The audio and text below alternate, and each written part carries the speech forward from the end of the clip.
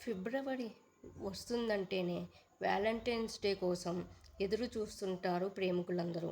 ఒకరి మీద ఒకరు తమ ప్రేమను వ్యక్తపరుచుకుంటూ బోలెడన్ని బహుమతులు ఇచ్చిపుచ్చుకుంటారు.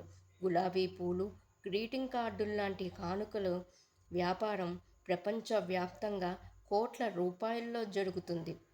గత ఏడాది ఒక్క అమెరికాలోనే ప్రేమికుల పండుగ రోజు దాదాపు 2,23,000 కోట్ల రూపాయల కొనుగోళ్లు జరిగాయట.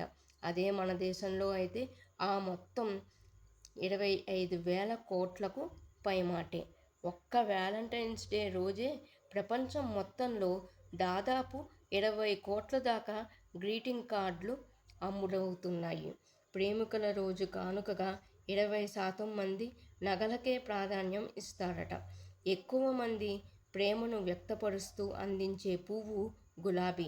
ఆ రోజున దాదాపు 25 కోట్ల రోజ్ ఫ్లవర్లు ఇచ్చిపుచ్చుకుంటారు.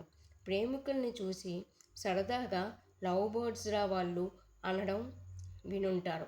అసలు లవ్ బర్డ్స్ అనే పదం ఎలా వచ్చిందో తెలుసా?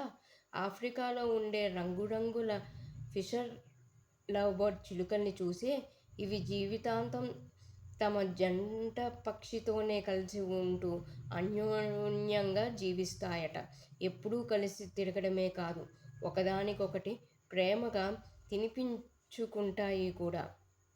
ఏటా ఈ ప్రేమికుల రోజున హృదయాకారంలోని చాక్లెట్ బాక్సులు దాదాపు 4 కోట్ల వరకు కొంటున్నారు.